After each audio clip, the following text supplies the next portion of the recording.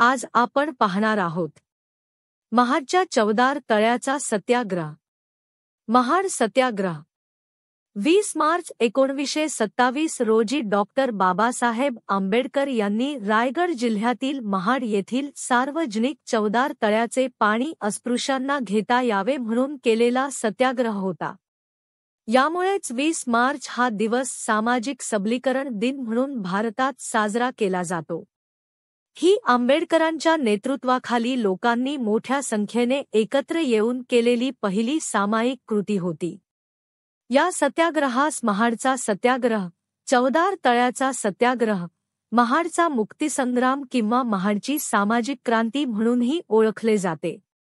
पार्श्वभूमी: भारतीय जाती व्यवस्थेमुळे अस्पृश्यांना उच्च जातीय हिंदूंपासून वेगळे ठेवण्यात आलेले होते. अस्पृश्यांना पाण्याच्या मुख्य स्रोतामधून पाणी घेण्यास तसेच मुख्य रस्त्यावरून चालण्यास परवानगी नव्हती.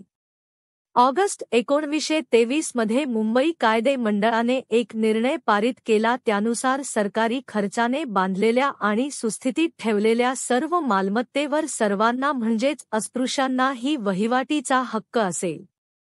महाडच्या नगरपालिकेने ही जानेवारी 1924 साली ह्या कायद्याची अंमलबजावणी करणारा निर्णय पारित केला, परंतु त्याची प्रत्यक्ष अंमलबजावणी झालीच नाही. सत्याग्रह, सभा आणि चवदार तळ्यावर पाणी पिणे. महाड सत्याग्रहाचे नेतृत्व करताना डॉक्टर आंबेडकरांचे कांस्य धातूचे शिल्पचित्रण, सुरेंद्रनाथ टिपणीस, गंगाधर नीलकंठ सहस्त्रबुद्धे व अनंत विनायक चित्रे यांच्यासह अन्य पुरोगामी सामाजिक कार्यकर्त्यांसह डॉक्टर बाबासाहेब आंबेडकर यांचे सहयोगी महाड सत्याग्रह दरम्यान डॉक्टर बाबासाहेब आंबेडकरांना मदत करण्याचे काम ते करीत होते. कोकणातील महाड हे शहर सत्याग्रहासाठी निवडले गेले कारण उच्च जातीय हिंदूंनी हे धोरण प्रत्यक्षात आणण्यासाठी तयारी दाखवली होती. त्यामध्ये अनंत विनायक चित्रे, गंगाधर नीलकंठ सहस्त्रबुद्धे, सुरेंद्रनाथ टिपणीस हे महाड नगरपालिकेचे प्रमुखही त्यात सहभागी होते. यांच्यासह अन्य पुरोगामी सामाजिक कार्यकर्ते व डॉक्टर बाबासाहेब आंबेडकर यांचे सहयोगी महाड सत्याग्रह दरम्यान डॉक्टर आंबेडकरांना मदत करण्याचे काम ते करीत होते. 1927 साली सुरेंद्रनाथ टिपणीसांनी नगरपालिकेचे प्रमुख म्हणून सर्व सरकारी संपत्ती सार्वजनिक ठिकाणे अस्पृश्यांसाठी खुली केली आणि त्यानिमित्ताने आंबेडकरांना सभा घेण्यासाठी आमंत्रण दिले. सभेनंतर सर्वजण चवदार तळ्याकडे गेले. आंबेडकरांनी सर्वात प्रथम त्या तळ्यांमधून पाणी पिले आणि त्यानंतर जमलेल्या सर्व लोकांनीही त्या तळ्याचे पाणी पिले. त्यावेळी स्त्री-पुरुष मिळून सुमारे 5000 जण ह्या सभेसाठी आणि नंतर चवदार तळ्याचे पाणी पिण्यासाठी आलेले होते. त्यातील पुरुष हे आपल्या हातात काठी घेऊन आलेले होते. हातात काठी घेतलेला पुरुष म्हणजे महार जातीच्या पुरुषांचे चिन्ह होते. सत्याग्रहींवर सनातन्यांचे अत्याचार. जरी महाड नगर पालिकेने सरकारी अखत्यारीतील सर्व पाणवठे अस्पृश्यांना खुले केले असले तरीही त्या पाणवठ्यांवर तसा कसलाही उल्लेख केला गेलेला नव्हता. त्यामुळे एवढ्या मोठ्या संख्येने अस्पृश्य जमा होऊनही त्यांनी आसपासच्या कोणत्याही पाणवठ्यावरून पिण्यासाठी पाणी घेण्याची हिंमत केली नाही. म्हणूनच ह्या सभेसाठी म्हणून आलेल्या लोकांच्या पाण्याच्या सोयीसाठी 40 रुपये किमतीचे पाणी उच्च जातीय हिंदूंकडून विकत घेण्यात आले होते. कारण सभेच्या ठिकाणी अस्पृश्यांना आसपासच्या पाणवठ्यावरून पाणी घेण्यास मनाई होती. चवदार तळ्याचे पाणी पिऊन आंबेडकर ते सभेपुरते राहत असलेल्या सरकारी बंगल्यावर परतले आणि इतर सर्व लोक सभेच्या मंडपात परत गेले. चवदार तळ्यावरून सर्वजण निघाल्यानंतर सुमारे 2 तासाच्या आतच महाड गावात एक अफवा उठली की तळ्यातील पाणी बाटवल्यानंतर आता जमलेला जमाव वीरेश्वराच्या मंदिरात जाऊन मंदिरही बाटवणार आहे. धर्म धोक्यात आल्याचे उच्च जातीय हिंदूंनी महाड गावभर पसरवले.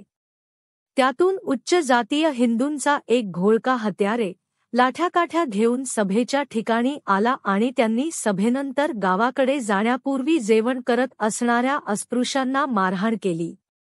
हा उच्च जातीयांचा घोळका नंतर महाड शहरभर फिरून सर्व अस्पृश्यांना धमकावत होता. शिवाय आसपासच्या सर्व गावांमध्ये ह्या सभेला आलेल्या सर्व अस्पृश्यांना धडा शिकवण्याबद्दल संदेश पोहोचवला गेला. त्यामुळे अनेक अस्पृश्यांना स्वतःच्या गावी पोहोचल्यानंतरही हिंसेला सामोरे जावे लागले.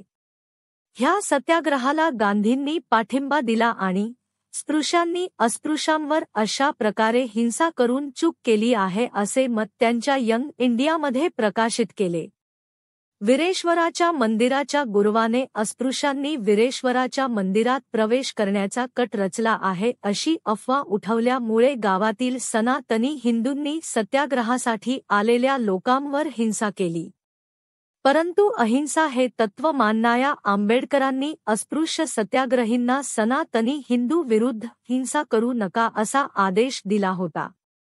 त्यामुळे एवढी हिंसा होऊनही आणि प्रत्यक्षात स्थानिक लोकांपेक्षा जास्त संख्येने असूनही काठीधारी अस्पृश्यांनी संयम ठेवला व त्याबद्दल गांधींनी सर्व सत्याग्रहींचे कौतुकही केले होते.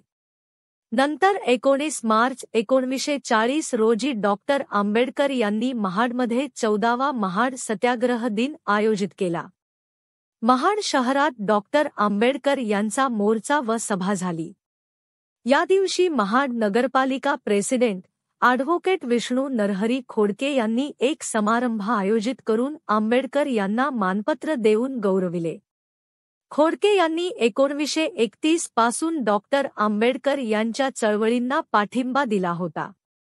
दलित महिलांचा सहभाग आणि आंबेडकरांचे आवाहन. ह्या सत्याग्रहासाठी स्त्रियांचा सहभाग लक्षणीय असल्याने आंबेडकरांनी स्त्रियांना खास आवाहन केले आणि आपली जात दाखवणारी कोणतीच लक्षणे आपल्या शरीरावर नाही बाळगण्याविषयी उपस्थित स्त्री पुरुषांना आवाहन केले. त्यातच पुरुषांनाही हातात कायम काठी ठेवणे सारखी चिन्हे बाळगण्याची आता गरज नाही. तत्कालिक स्त्रिया गुडघ्यापर्यंतच तोकडे लुगडे नेसत असत. आंबेडकरांनी स्त्रियांना इतर उच्च जातीय स्त्रियांसारखे पूर्ण टाच घोळ लुगडे नेसण्याचे सुचवले. त्याची अंमलबजावणी लागलीच पुढच्या काही दिवसांतच घडून आली.